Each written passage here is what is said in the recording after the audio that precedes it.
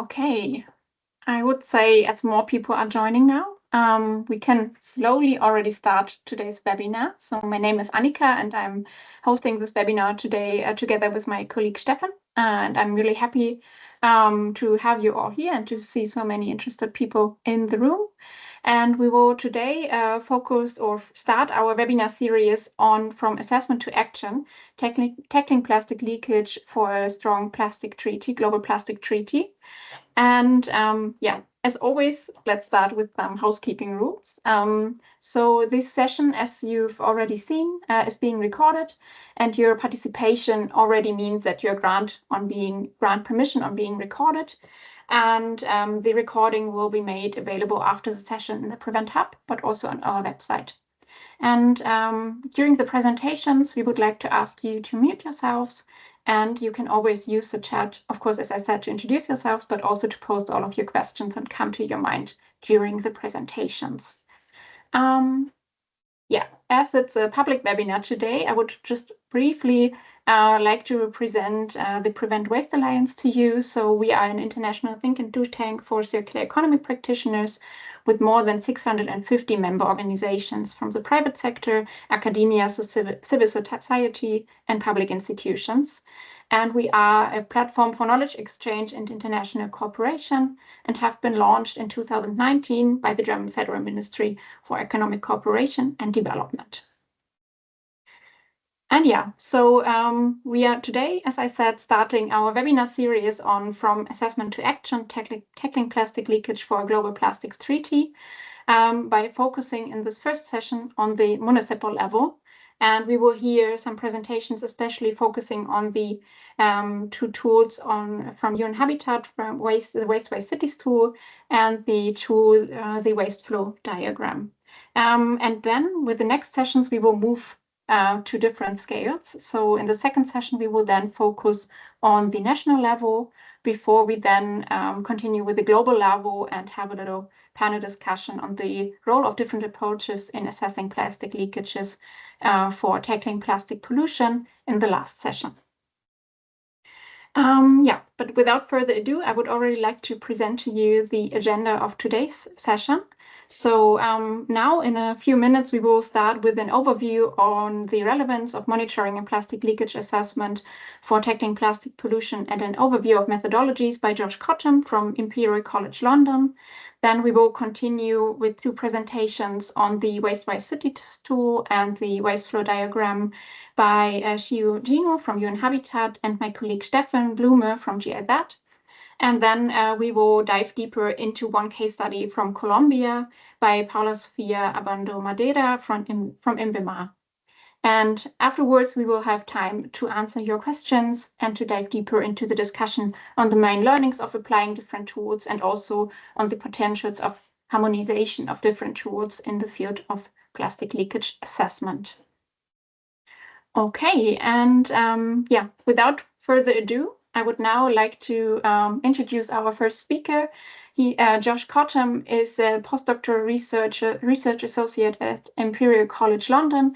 He works as a part of Dr. Kostas Veli's research group with his core research focused on the development of plastic leakage assessment methodologies and providing guidance on effective monitoring and mitigation of plastic pollution.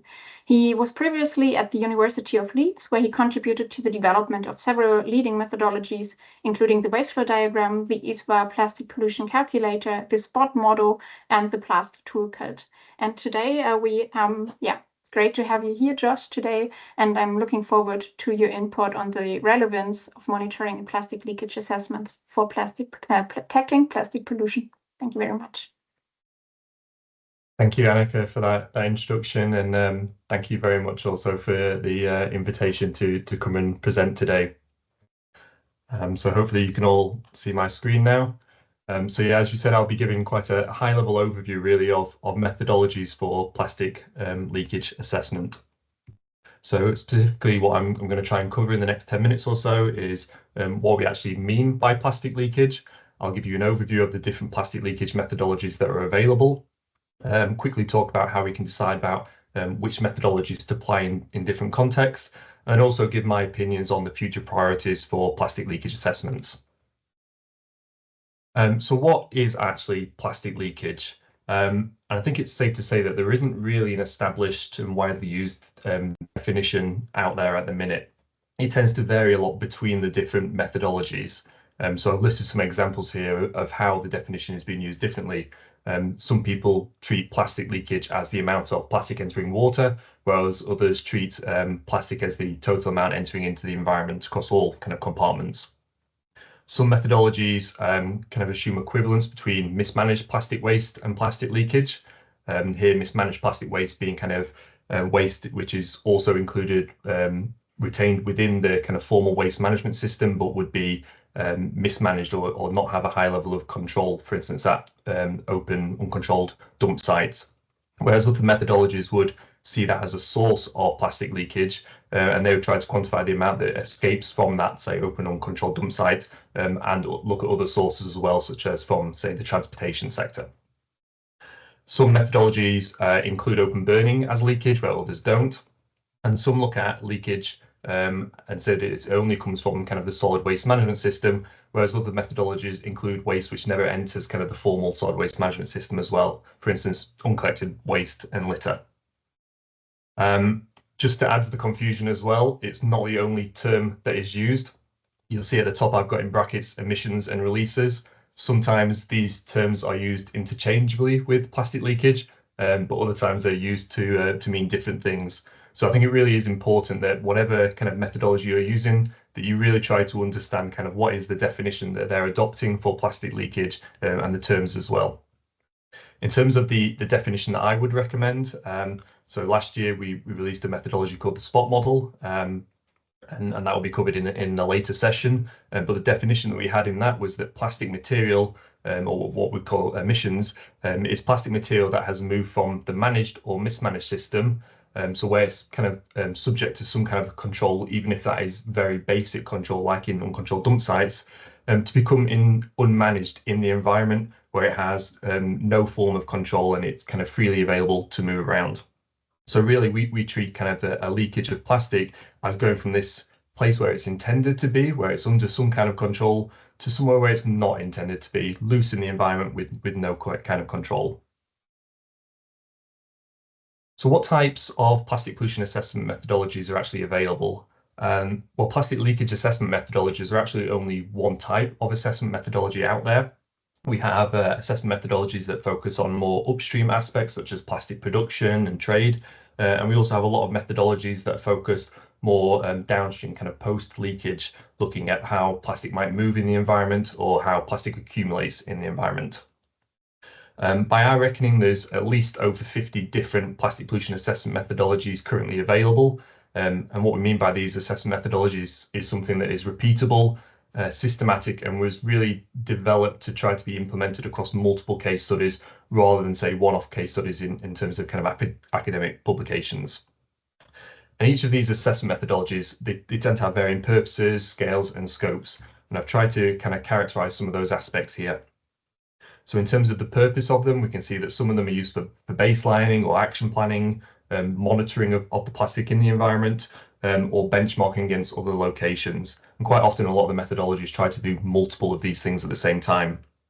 The scale of the assessments varies from very local level, like your municipality or city level, or even finer, such as kind of a beach or a specific river, right up to the global level. As I mentioned, the scope of the assessments varies from kind of the upstream pre-leakage aspects to leakage into the environment, and then also kind of understanding the movement in the environment and the state of the environment. They cover all of the different environmental compartments, and there are various different approaches that they use. So I've listed some common ones here, such as environmental sampling, so for instance, taking transects in the environment, material flow analysis modeling, hydrological modeling to understand how plastic might move within the environment. And then also you have top-down and bottom-up modeling as well. So top-down modeling is where you might start at, say, the national level and try to disaggregate down to a higher resolution, such as the municipal level. Whereas bottom-up modeling is where you would start at that fine resolution, that municipal level, and try to build up to, say, the national level. So I'm going to be giving you some examples today, just mainly focus on the kind of the plastic leakage to the environment methodologies. But like I said, there's actually a whole wealth of different methodologies throughout all the different areas. So this is just kind of quite a high level overview of 7 different plastic leakage estimate methodologies. These are some of the most widely applied ones, and they're all based on material flow analysis approaches. So I won't go into kind of detail about each one of these because I know the following sessions that we're going to have is going to go into detail on a lot of these. But I'll just put out some interesting points. So you can see, for instance, that the scale of a lot of these methodologies varies, as I said, from kind of very local, municipal level right up to national or global levels. But the spatial resolution often differs from that as well. We often have a higher spatial resolution than the scale that which it's applied. So what I mean by that is you might be able to get results at a municipal or local neighborhood level, or often they're broken down by different archetypes such as urban or rural areas. Most of these methodologies only study plastic waste flows, but there are a couple of methodologies like the spot model and the waste flow diagram, which break this down into municipal waste flows as well. And then in terms of the way that they're actually able to quantify leakage into the environment, there's various methods as well. So this ranges from kind of observational based approaches that are linked to decision trees, to conceptual models, and also kind of using predefined leakage factors, which is combined with expert consultation.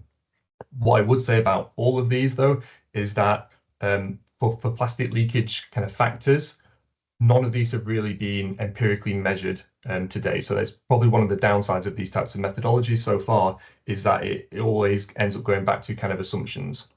A lot of these assumptions are fairly reliable. For instance, we can be fairly confident that a lot of uncollected waste is going to enter into the environment. But ones such as how much leaks from an uncontrolled disposal site or from during transportation, they're a lot more uncertain. You see that most of the methodologies quantify also the fate of the plastic, so where it ends up going within the environment, and include open burning as part of that. What you also see, though, is that not many of the methodologies at the minute are quantifying the uncertainty associated with that plastic leakage. So hopefully that gives you a very quick overview of different assessment methodologies available. But how do we actually decide what methodologies to apply in different contexts? Well, our research team a couple of years back worked alongside Deltaris, IUCN, and David Newby Associates for a World Bank toolkit called the Plastic Pollution Assessment Methodologies Suitability Toolkit, or PLAST. So this is a freely available toolkit that you can download. And the intention of it is really trying to match a user's needs and requirements to the available methodologies. It works by users go through this interactive toolkit and they answer a series of questions, for instance, on policy-related objectives, technical objectives, or the data and resources that they have available to them. It then uses a multi-criteria decision approach to be able to rank the methodologies according to these choices of the user. And then it's able to provide some kind of recommendations at the end of what might be the most suitable methodology given those choices. So just to finish up, really, I'm going to give you some of my opinions on what is needed for future plastic leakage assessments. So the aspects on the left, these are very kind of scientific aspects that I think are needed. So for instance, as I explained, there's a lot of confusion over the different definitions and terminology. So I think we need to have increased harmonization of those. As I also mentioned, most of the methodology at the minute are not quite quantifying uncertainty. And the uncertainty in this area is huge. We have to appreciate that. So I think that could be one area that we could improve all the models. And one way that we could do that is to actually start measuring these leakage factors empirically and try to move away from more assumed factors. I think interoperability of the different methods, particularly across the different life cycles, so trying to connect kind of the upstream production to the waste management and then to what we're actually finding in the environment, I think that's a really key aspect that needs to have more work happen on it. But that will also help improve the certainty as well by being able to cross-validate between methods. There's a lot of indicators which are currently being used to measure kind of plastic pollution of various forms. I think we need to try to decide some fairly common indicators that we can use. And in my opinion, these indicators should really be focused on what cuts to the heart of the issue of how plastic is getting into that environment. So for me, that would be looking at the sources of plastic leakage as a priority. We need to be looking at continued repeat monitoring rather than just kind of one-off studies. And also, I think communities of practices are going to be really important for doing this as well. So things like the Prevent Alliance, being able to share knowledge between each other is going to be key. And then lastly, studies that kind of have been applied at the minute have mainly focused on urban areas. I think some of the rural areas have been understudied, but these are often really high leakage areas because of the underserviced communities. So I think there needs to be appreciation of trying to apply it in these more areas.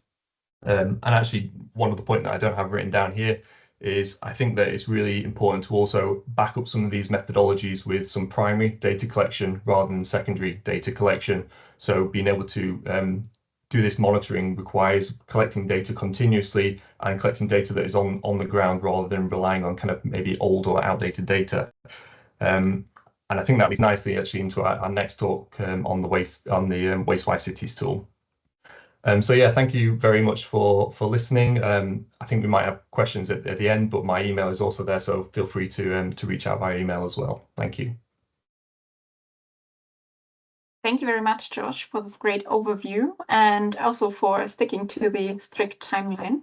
So thanks a lot for now that we've heard the overview of different methodologies, we would like to dive deeper into two plastic leakage assessment methodologies, looking at the municipal level and which are also harmonized to each other. So that's why we would first have a look at the Wastewise Cities tool, and this will be presented by Shio Gino from UN Habitat. She's a waste management specialist with UN Habitat, bringing over 9 years of experience in waste management and environmental education across multiple low and middle income countries. She plays a critical role in advancing UN Habitat's flagship solid waste initiative with a strong focus on the African Clean Cities platform.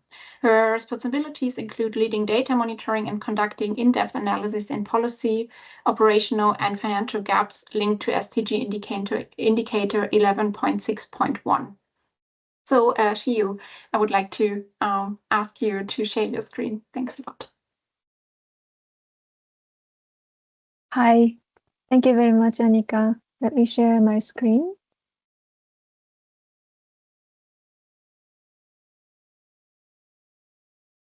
I hope you can see it in the presentation mode. Yes. Okay, thank you very much. So now I'd like to introduce the Wastewise Cities tool. We call it WACT.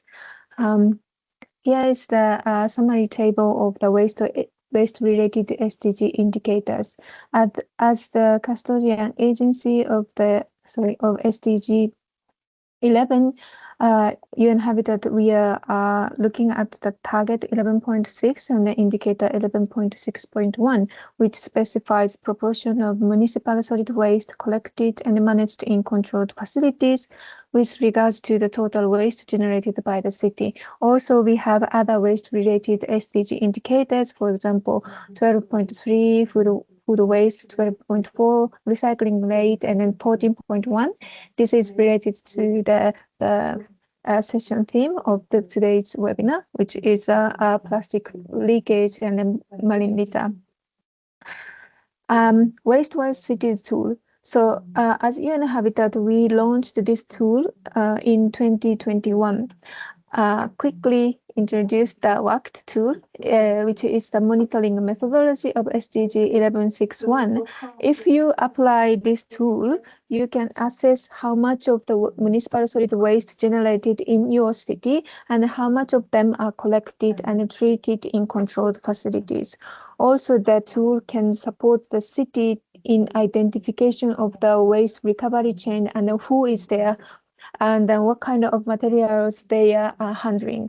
Also, this tool assists the city to check the environmental control level of waste management facilities. Those include composting facility, transfer stations, material recovery facilities, of course, landfill or disposal site.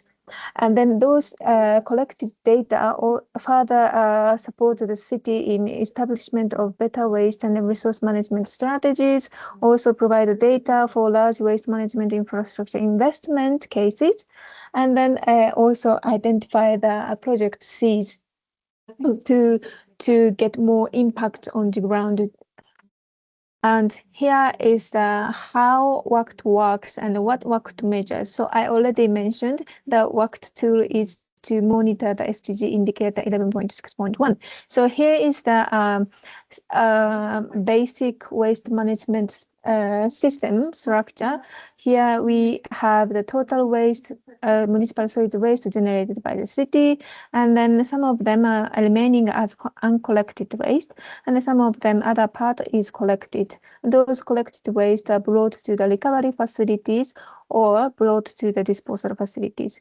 Those facilities can be categorized as controlled, for example, controlled recovery facility or controlled disposal facility, or uncontrolled recovery facilities and uncontrolled disposal facility. And through this recovery treatment phase, some residues that cannot be recycled further happen always, and then those residues are brought to the disposal facilities. In many low-income or middle-income countries or cities, there are some waste pickers are always working around the disposal facilities, and then those are picking the recyclables and then sending it to the recovery facilities. So how to get this 11.6.1 data percentage of waste collected and managed in controlled facilities? So the calculation is like this. This one, waste received by controlled recovery facilities, plus this one, waste received by controlled disposal facilities, minus residue, and then this to avoid double counting, divided by the total waste generated by the city.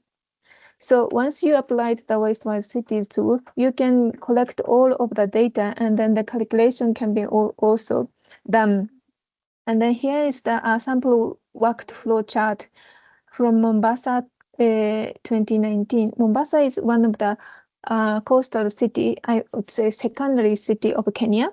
And then in 2019, they had 1.2 million people living there. And then this is the generation amount.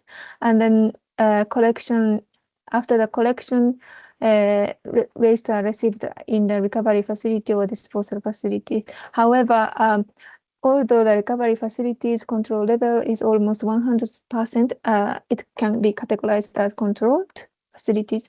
The disposal site was categorized uncontrolled. So overall, 56% is collected. However, the 11.6.1 rate is only 5% in Mombasa. So after this WACT data collection, we organized the local stakeholders workshop and then identified the future waste flow with policy intervention and the infrastructure investment. Those are the identified future plans to get. And then here is the policy intervention, maybe registration of primary collector is needed, development of tax exemptions, subsidy scheme is needed. This kind of things are identified. Also infrastructure investment, some upgrading the biopark centers is needed. Landfill site need to be upgraded to meet the control level, that kind of things. And then after this, Mombasa City successfully obtained a grant from their potential donors to implement and realize this plan on the ground. Here is some other key data in the fact sheet, and those fact sheets can be accessed on this data portal. Thank you very much. Thank you very much, Shiu, for the great presentation. And yeah, as I said, now that we've heard from the Waste-Wise Cities tool, we would now like to continue with the presentation on the waste flow diagram, which will be done by my colleague Stefan. Stefan is an environmental engineer with more than 15 years of professional experience in international development, focusing on circular economy and marine litter prevention. He's also coordinating the Prevent Working Group on Plastics and Digitalization. And yeah, the floor is yours, Stefan. Thank you, Annika, and thank you, Shio and Josh for introducing perfectly. So now it's the third tool in line, and also hello everyone in the call here. I saw the list of participants, with many of you, we had already been worked before together. Very happy to have this very distinctive and fine group here.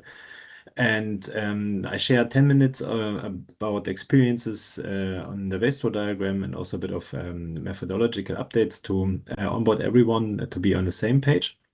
And yeah, the tool is actually, it's there since 5 years, and the initial motivation to develop a tool was driven by GIZ and partners to understand better what the projects they're carrying out, what impact they have on pollution to environment, and then to take these lessons and facts to improve waste management systems in combating yeah, the pollution and use data for better decisions.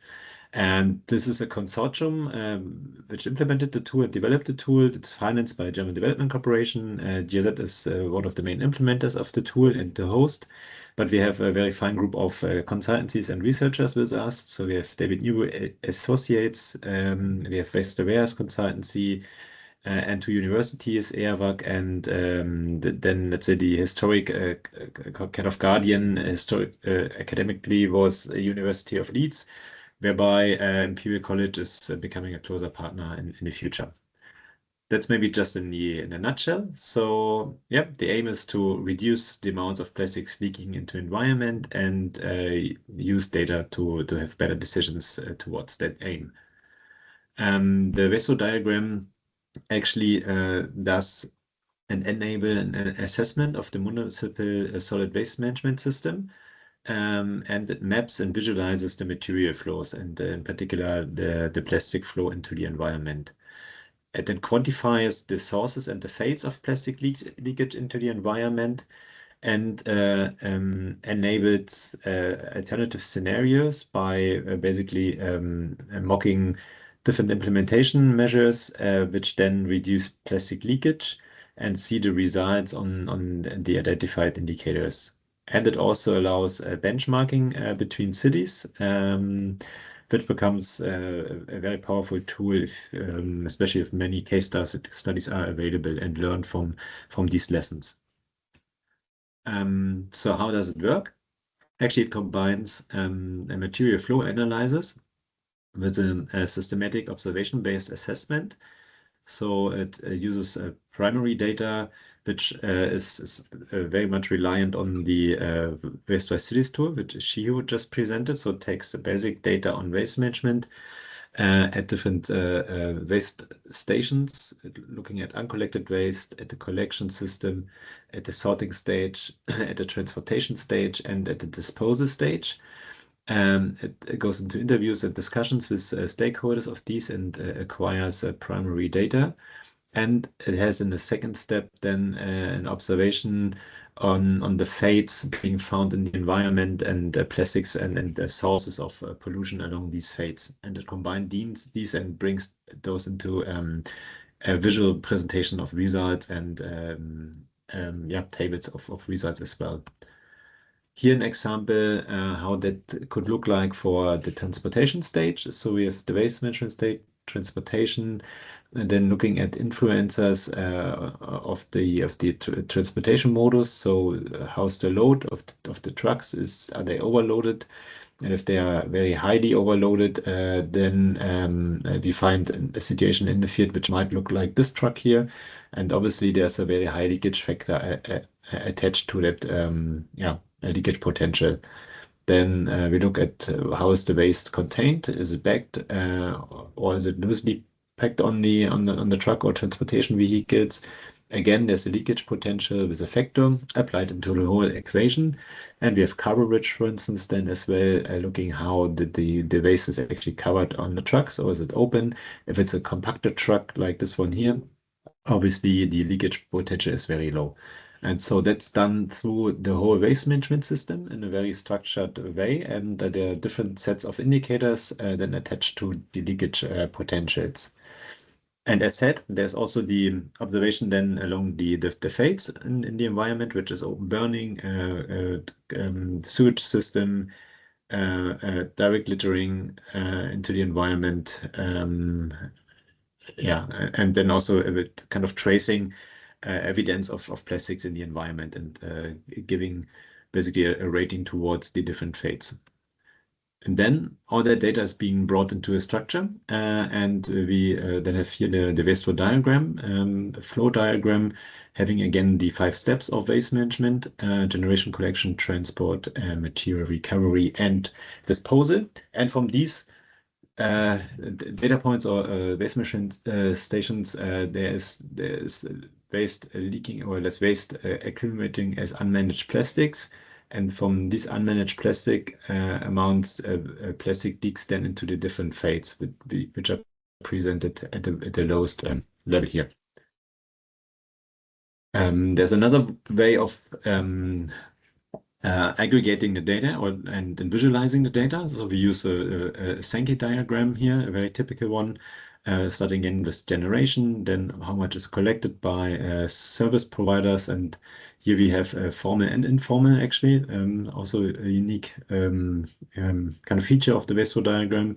Then how much goes to the disposal side, how much goes into recycling, and then how much actually goes from this disposal side into different fates. And here we have a breakdown actually on the waste types and on the plastic types.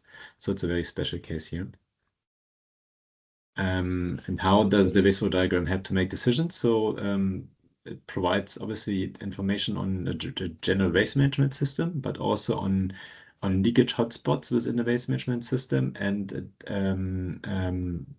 provides a framework of measures which can help to prevent and reduce leakages at the different waste management stations. And these measures are actually kind of the aggregate of different case studies and the measures which can be done theoretically, but also which had been implemented by cities by analyzing and seeing where's the biggest leakage pathway, and develop then very localized actions to contain waste and bring it back into closed loop systems, for instance.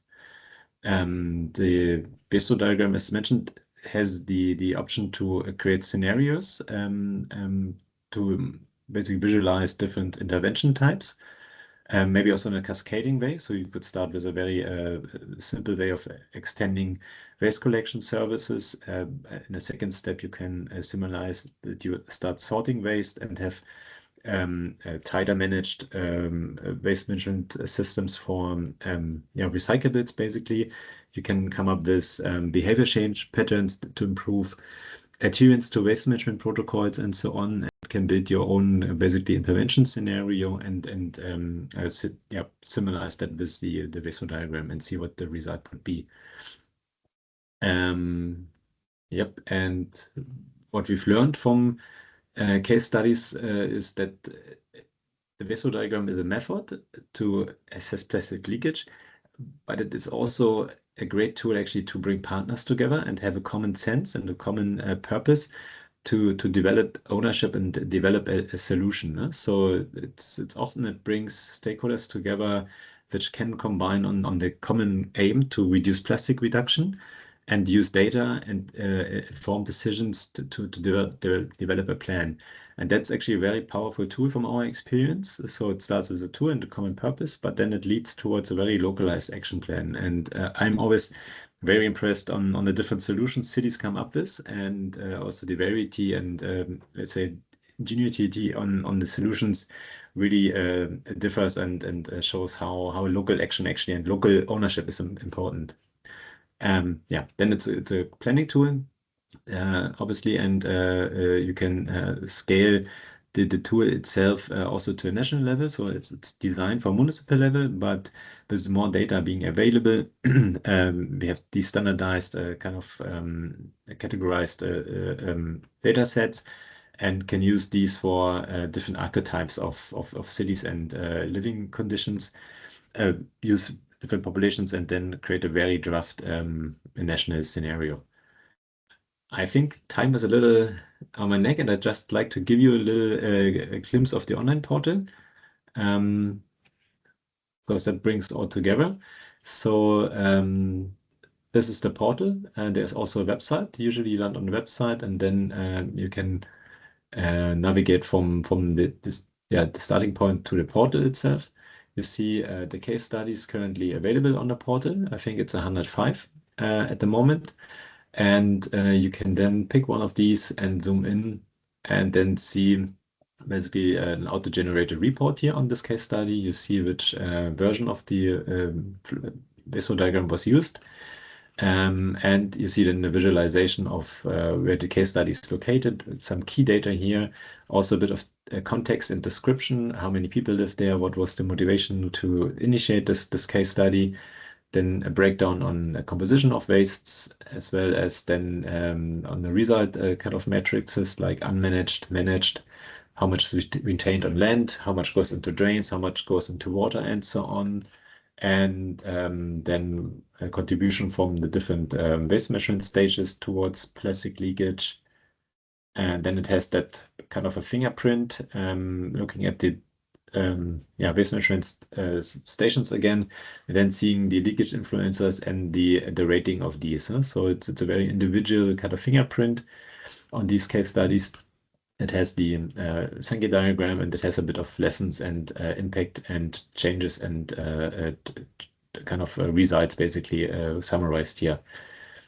It has here the flow diagram, and there's one more thing I'd like to show you. So we see the data points here with reliability of data for each of the data points. Then again, out of these, what's the unmanaged waste, and then what's the basically contribution towards the different fates. And we have a very nice combination here of the flow diagram and measures catalog, then suggesting what measures can be done now at that particular data point. So we see here what comes from the collection of the containers. It has a description here, it has the rating of these leakage influencer, and we have here then the measures which can be implemented in that given situation. And I think, Annika, time is a little short this time, so I'd like to stop here. The presentation itself will have more kind of hints and further readings and so on available for you. And then I think would hand over to one of the very beautiful case study done in Colombia. Thank you very much, Stefan. Yeah, and exactly. We will, of course, share the presentation afterwards so you can have a closer look. And now we will have a closer look, as Stefan said, to a case study in Colombia. And therefore, I would like to ask our next speaker to the stage, who's Paula Sofia Abando Madera from INVIMA. She's an environmental engineer who is leading the research line of evaluation and monitoring of marine environmental quality at INVIMA. And she thereby supports the formulation and implementation of projects in the areas of water quality monitoring systems, sediments, and marine pollutions, including microplastics. And Paula, the floor is yours. Please feel free to share your screen to present the Colombian case study.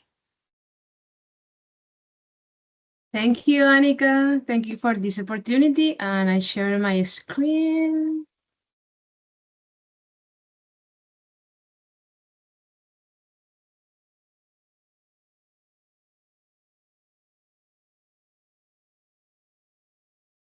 Can you see? Yes, we can see it. Perfect. Thank you. Well, this is a case study for Colombia. This is about our institute with the HIPARF. This is Marine and Coastal Research Institute. Who we are a scientific institute for conduct basic applied research in the seas and coasts of the national interest from Colombia and Santa Marta of the Caribbean. Also many regional center strategies we have opportunity to search.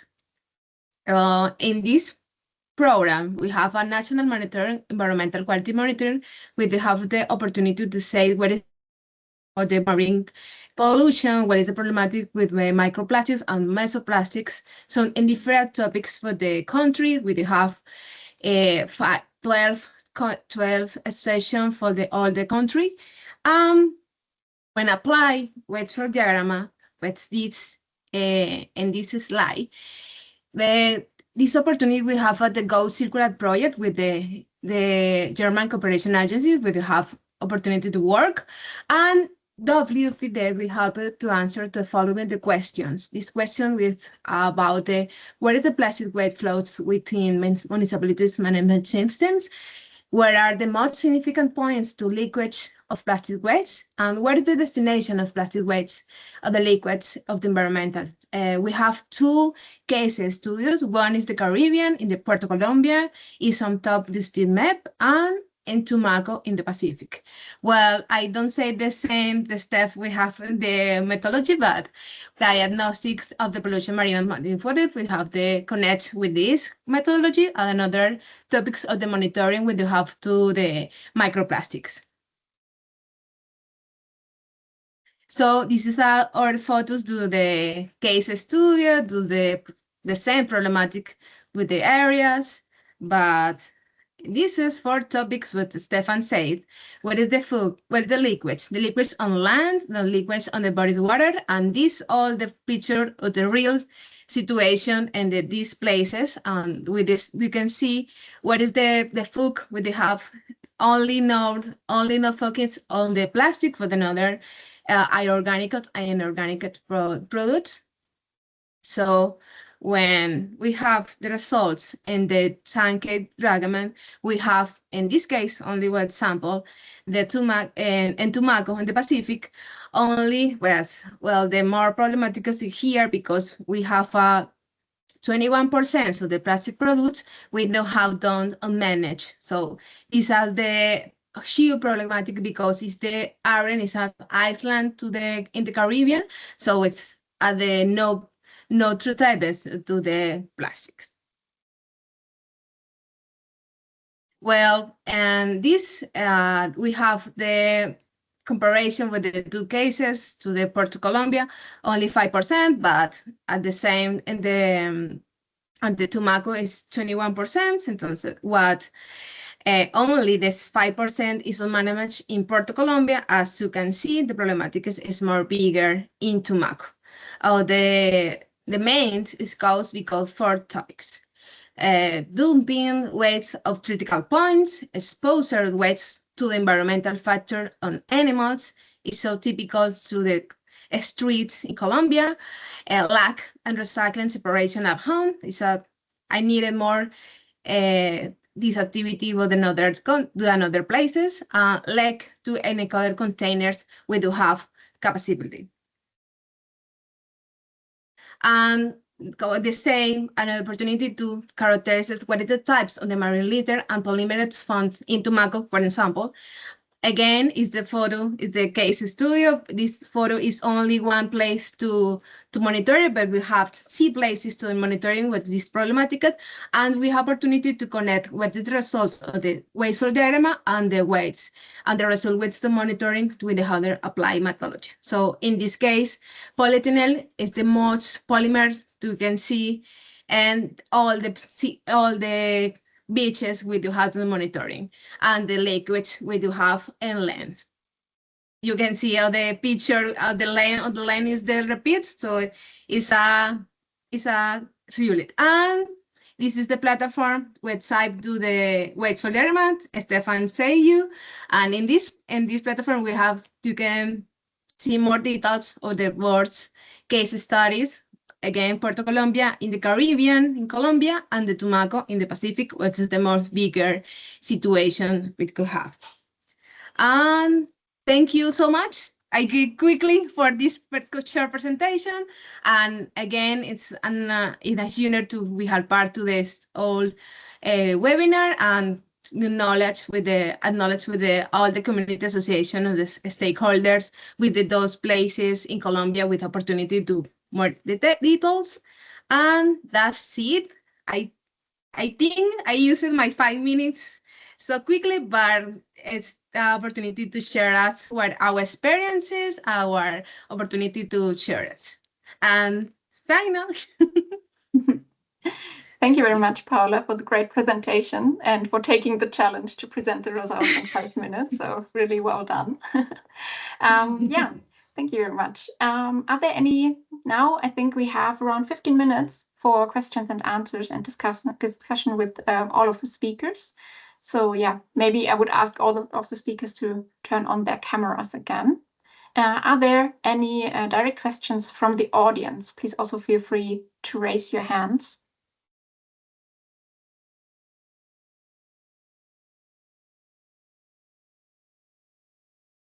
Otherwise, I would also have like a question to the speakers. So my first question would be with Tatiana Vetter. I see one hand raised by you.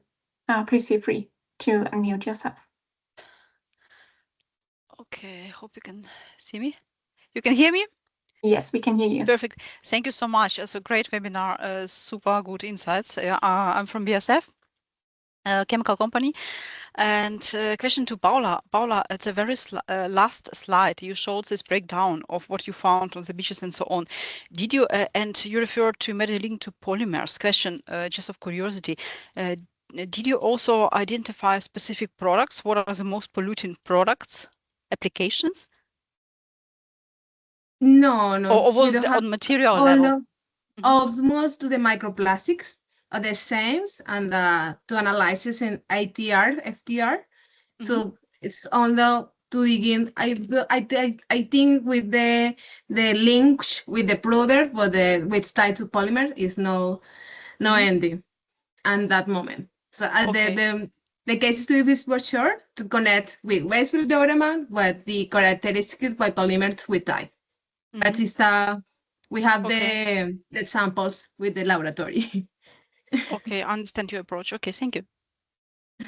Thank you. I think you want to add to that. Yeah, hi Tatiana. I just wanted actually it's a super relevant point, and also that's always which interests me most. What kind of products and what polymers do you find in a leakage hotspot, particularly, and how do you aggregate this on a municipal or on a national level? And I think also that's very relevant for the plastics 3D. And we have experiences in different wastewater case studies where this effort is being done, so that can be done in principle, but always that's a distinct effort then to have the sampling at different hotspots and to do it at a statistical relevant kind of level. And I could imagine, Josh, you also gained quite some experience on hotspot assessments and either looking at the polymers or the products and how to cross-link the two. Yes, it's a very interesting topic for further discussion. Yeah, I think a lot of the methodologies are focusing on one or the other, so they might be focusing on item types or polymers or just kind of plastic in general. So I think there's a bit of work to be done there to try and connect the dots between the three and really be able to talk to each other.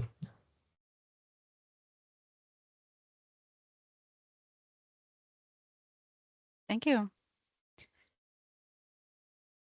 Okay, thank you so much. I think that also connects to my question. So maybe to all speakers, whoever would like to answer. So where do you see the highest potential of harmonizing different approaches on to assess plastic leakages?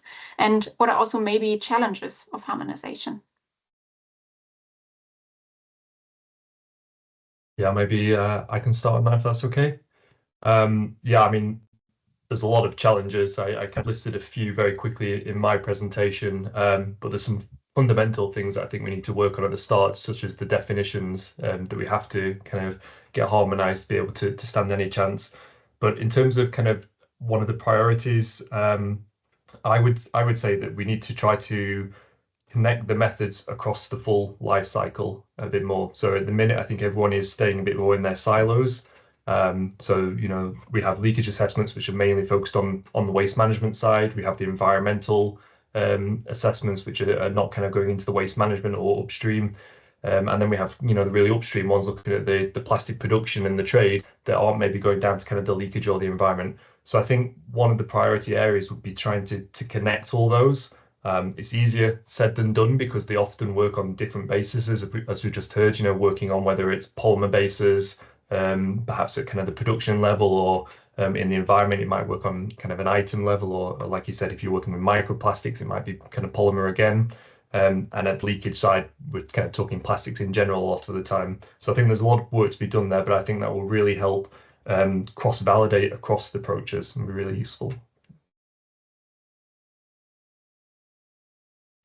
I think if I could come in next, one of the great opportunities is really to add value and to have one tool and another tool, not make two tools applied. It makes really more sense and initiates change and helps cities or case study owners then to do something, get into action mode, acquire funding, and have a better base for acquiring funding. So that's what we see, what happens. it comes with a challenge then to share data and to harmonize different methodologies. And I think Shio and also David, I see you here in the call. We had put quite some emphasis on harmonizing the waste flow diagram with the Waste Cities tool, and also make the online portals then to talk to each other and then enable to share data via APIs, for instance. And I can just tell you that for the bigger organizations, that becomes quite of a kind of legal kind of aspect as well. And coming up with data sharing and processing agreements is new in for many organizations, and it takes quite some time to find common ground here and have a legal agreement. But we are happy to have done that and being able to share data. But it comes with some extra effort, which doesn't pay immediately into, let's say, an added value for you as a case study owner. So I think you have to go that extra mile, knowing that there's some added value coming up. David, feel very free and happy to come in here. Yeah, hi everybody. I was just going to share a quick screen because we've been doing a lot of work on the harmonization. We've achieved the harmonization of the Waste Cities tool and the waste flow diagram, and we're currently working on the harmonization of the BRS toolkit with waste flow diagram because they're very similar. But I'll just share a quick screen. I'm working on a report at the moment on this, and it very nicely highlights the issues that we're facing. And what I'm showing here is the data entry requirements in Waste Cities tool, waste flow diagram, and the Basel, Rotterdam, Stockholm toolkit. And although they seem very similar and look very similar when you look at the flow diagrams, there are many gaps between them and many different issues, including, for example, Waste Cities tool doesn't measure the composition of non-household municipal solid waste. It also uses two different classification systems for the waste fractions. Waste flow diagram uses 6 different fractions, and Josh has already mentioned the difference in terminology and the way the terminology is actually applied with the toolkits. And this illustrates very nicely the difficulties in trying to use data from one of the toolkits in another toolkit and to compare the results. But I thought I'd just share that out of interest. It's current work we're doing at this very minute. Thank you, Thank you David, very much. Oh, sorry. Thank you very much, Dave, for sharing this really practical insight. Yeah, I think it's really valuable. Tilman, I see another hand from you. Yes, you can see me. Hi, everyone. Yes, we can Thank you very see you. much for the very interesting webinar. And my question would be, when applying the models, what is the greatest pain point, and what would be, if you have a wish, if there is a technical fairy or whatever, and could grant you one to three wishes, what would it be? So what would help you in assessing the models? Basically to everyone.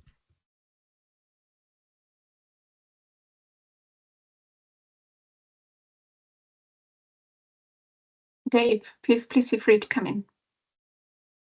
Yeah, I think my greatest wish on this is we started with the waste flow diagram to generate potential interventions, stepwise approach for interventions. I'd love to see the toolkits develop to the point where they can produce a properly worked intervention plan, and preferably with indications of cost and actors. That would be my biggest wish. Stefan.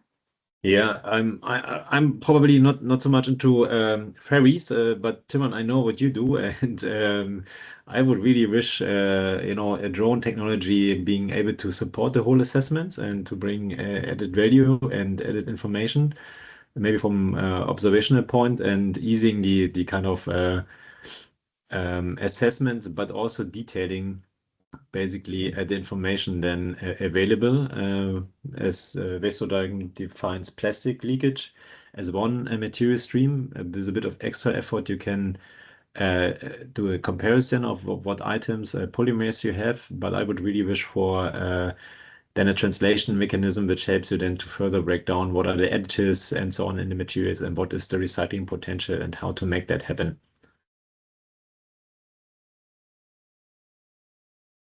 And Josh. Yeah, thank you. So I mean, in terms of the pain point, the first part you mentioned, I think the others would probably agree with me with it. It's always the data collection that takes the most time and is often the most painful. But I would also say that is the most useful part of it.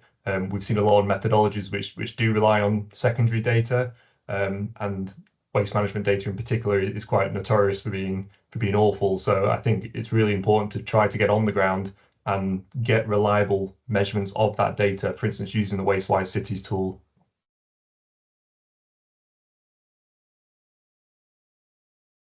Thank you. Very interesting. Thank you very much. Are there any further questions from the audience?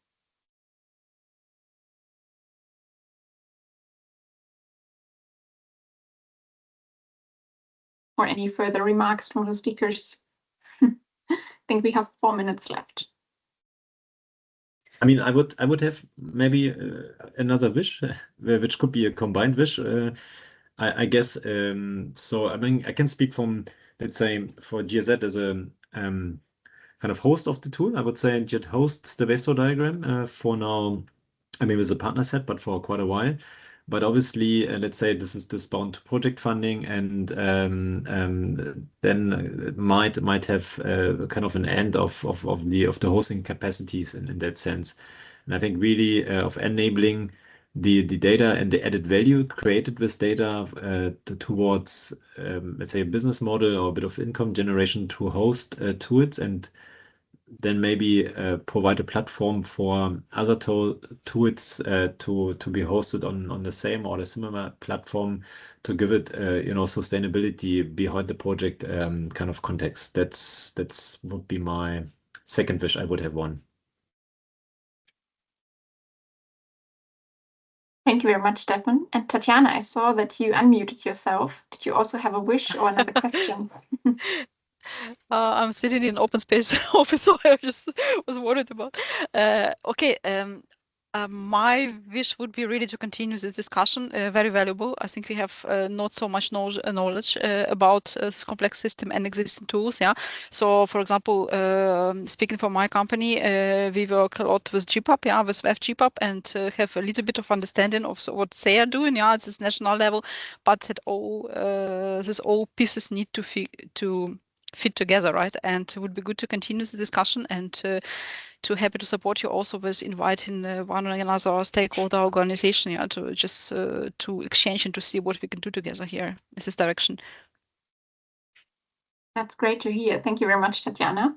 And maybe sorry, can I add something from you? Sorry. Yes, therefore the Waste-Wise Cities tool application, as Joshua mentioned, this is a similar thing, but I totally agree that the waste sampling is very time consuming, and then we need many human resources. So probably it would be great if we can use AI for waste to check the waste generation and the composition from household or even non-household things. And then also data collection baselining is very, very important. However, data to action approach, I wish we could gather more the on-the-ground impact and what happened after data collection can be collected together with all of us, so that the many case studies of the data to action can be seen or